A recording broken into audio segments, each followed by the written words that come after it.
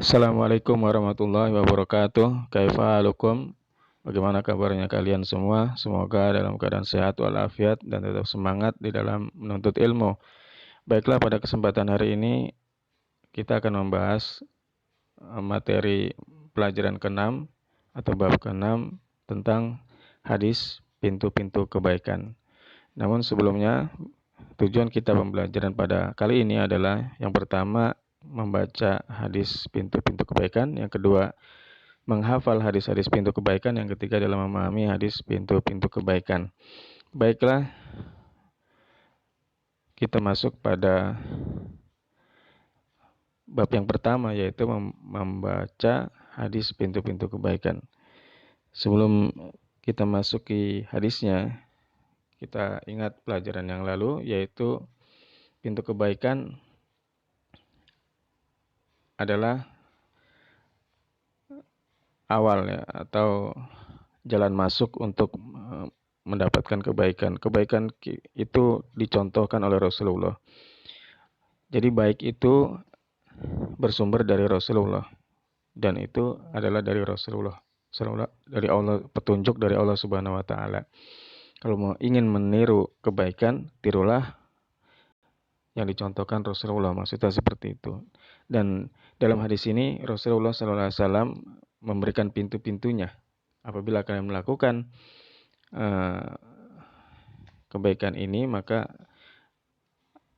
melakukan amal pintu kebaikan ini, maka akan mendapatkan kebaikan-kebaikan yang besar, begitu ya. Baiklah, kita baca hadisnya. Dibuka buku kalian di halaman 64. Marilah kita baca terlebih dahulu. An Mu'adz bin Jabal radhiyallahu anhu qala, summa qala, ala adulluka ala abwabil khairi, as-sawmu junnatun was sadaqatu tutfi'ul khati'ata kama yutfi'ul ma'an nara, was salatur rajuli fi jawfil laili. Rawahu Tirmizi wa qala hadisun hasan sahih. Dari Mu'adz bin Jabal radhiyallahu anhu berkata, kemudian beliau, Rasulullah sallallahu alaihi wasallam bersabda, maukah engkau aku tunjukkan pintu-pintu kebaikan? Puasa adalah perisai, sedekah memadamkan kesalahan sebagaimana air memadamkan api, dan salat seseorang di tengah malam. Hadis diriwayatkan At-Tirmizi, dan hadis ini adalah hasan sahih menurut At-Tirmizi. Demikian bacaan hadis dan tadi terjemahannya.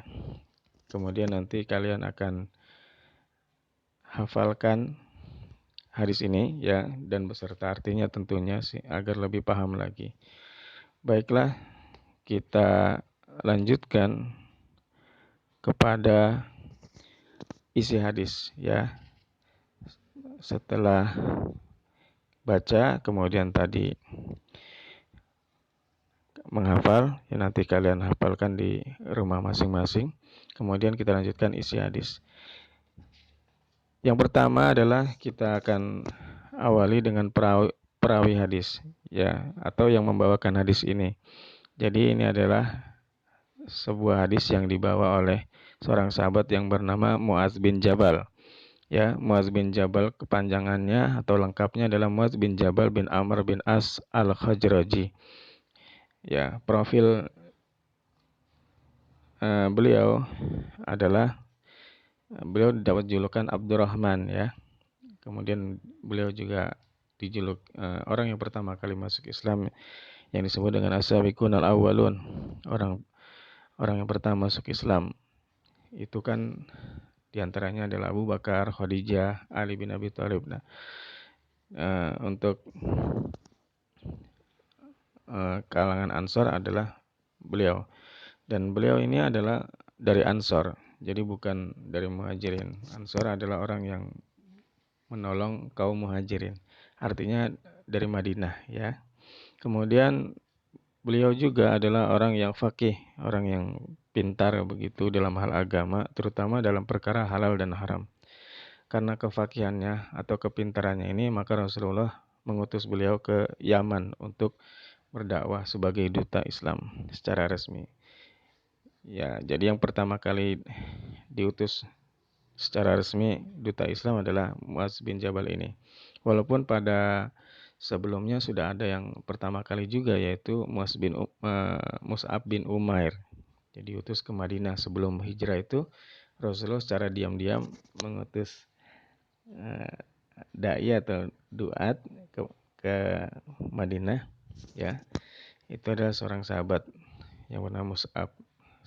Nah, ini cuman secara resminya ketika Rasulullah sudah menjadi pemimpin, sudah memiliki negara, tapi sudah memiliki kekuatan, maka berikutnya adalah Muaz bin Jabal.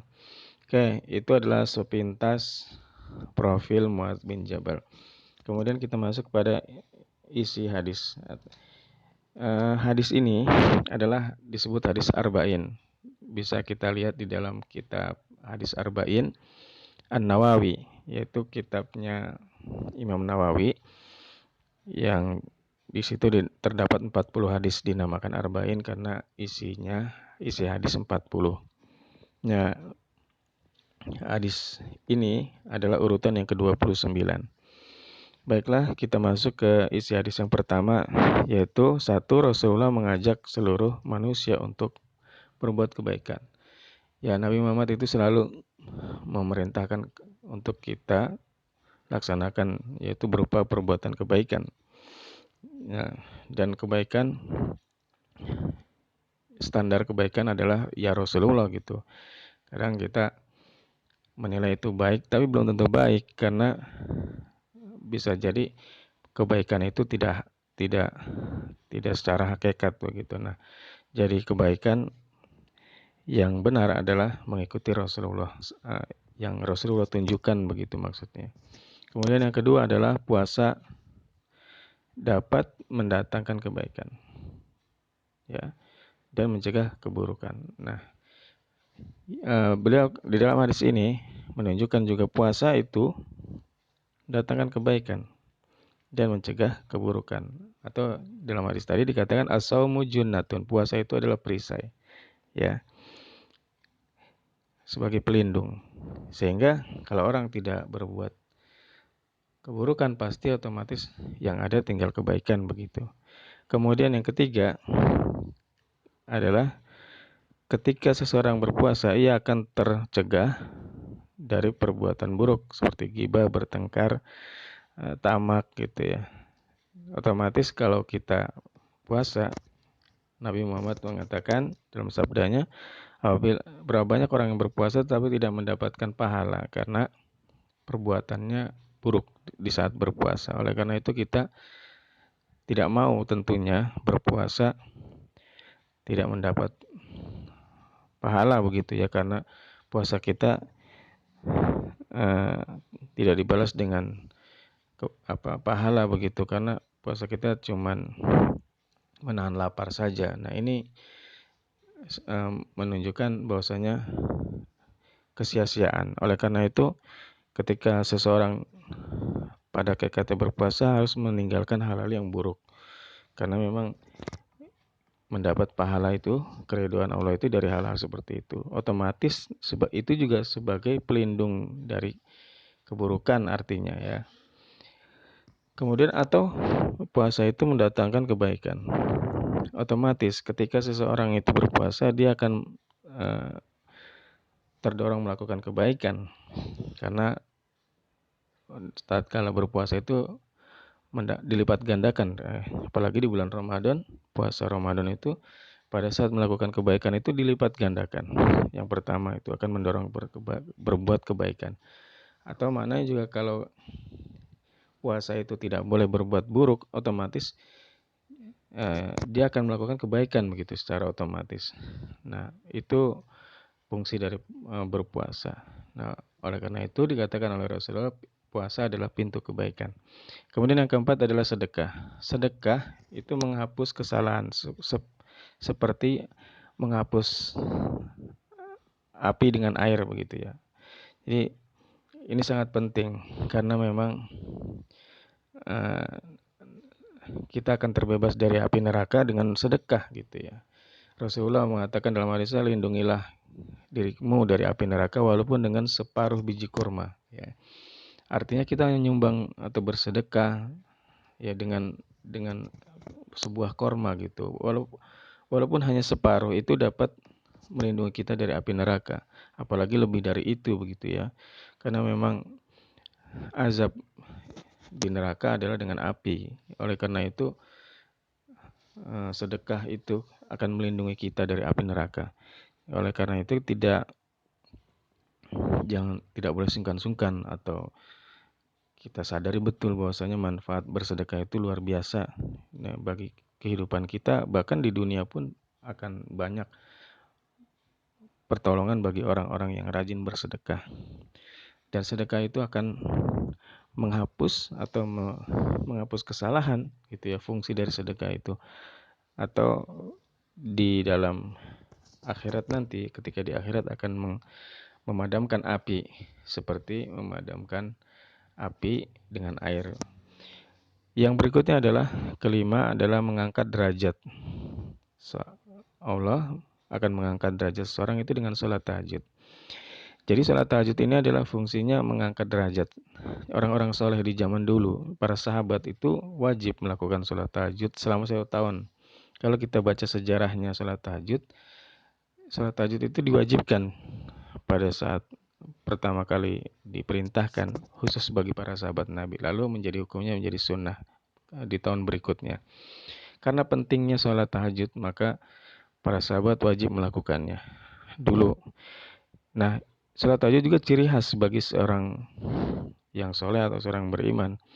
Tidak ada orang soleh itu nggak melakukan sholat tahajud. Kalau kita mau melihat orang itu soleh atau tidaknya, maka lihatlah dari sholat tahajudnya. Dia sholat tahajud gak sih malamnya begitu ya. Nah, itu menunjukkan bahwasanya sholat tahajud adalah ciri khas khusus orang-orang yang beriman atau kebiasaan para salaf atau kebiasaan orang-orang soleh dahulu dan sekarang. Semuanya itu pasti melakukan sholat tahajud atau sholat malam di malam hari ya. Maksudnya sholat malam. Nah, Allah akan meninggikan derajatnya. Itu janji Allah. Dan di malam itulah Allah akan turun ke bumi di sepertiga malamnya.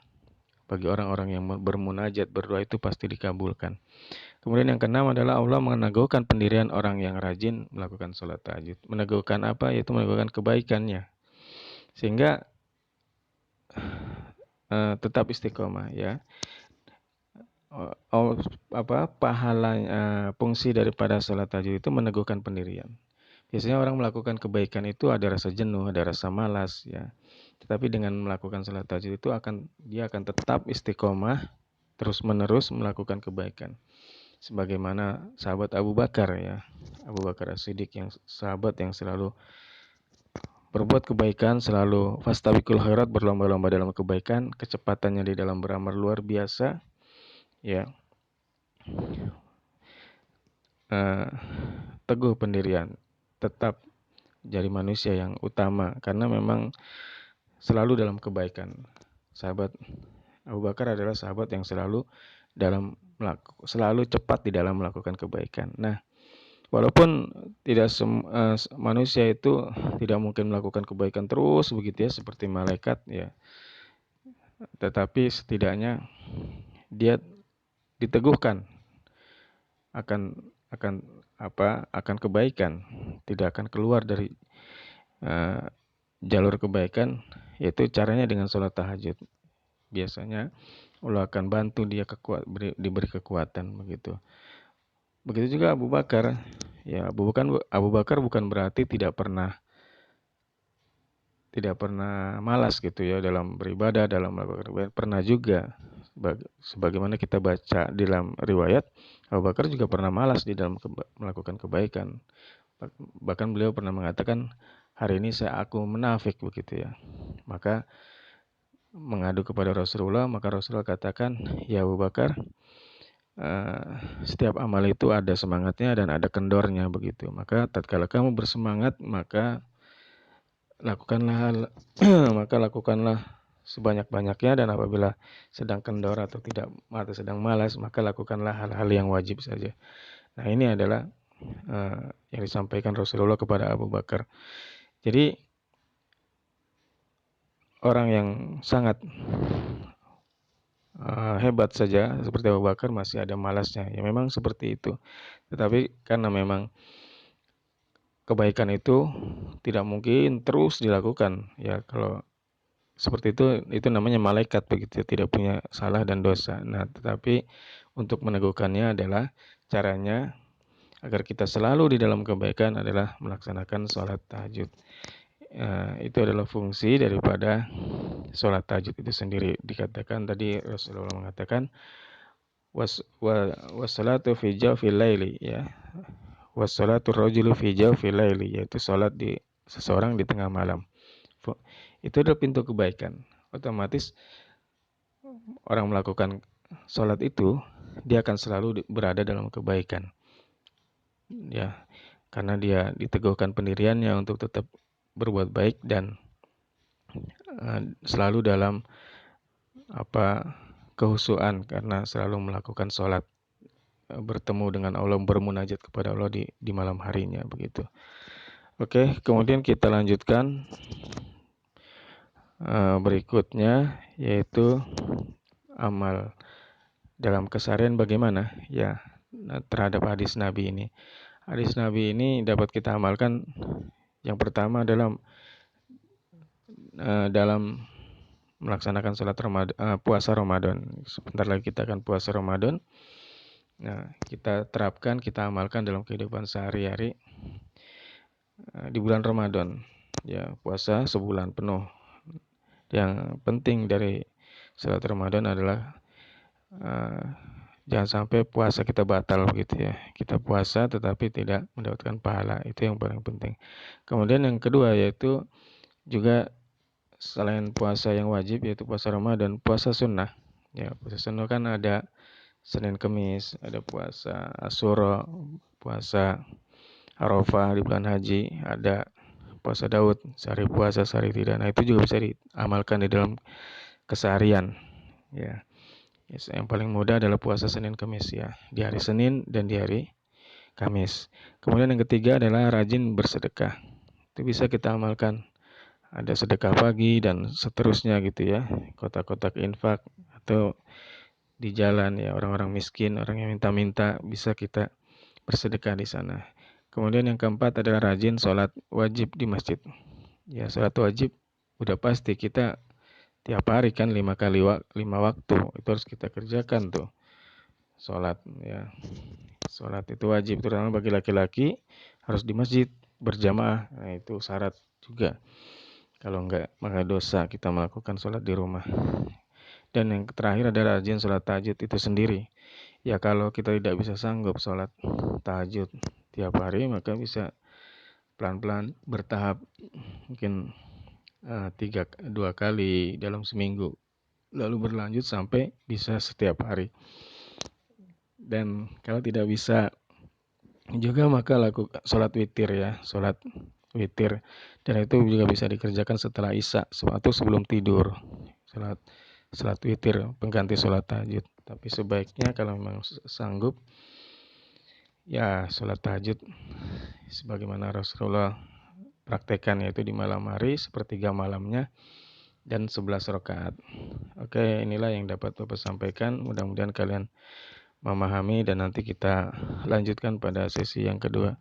Bapak akhiri billahi taufiq wal hidayah. Wassalamualaikum warahmatullahi wabarakatuh.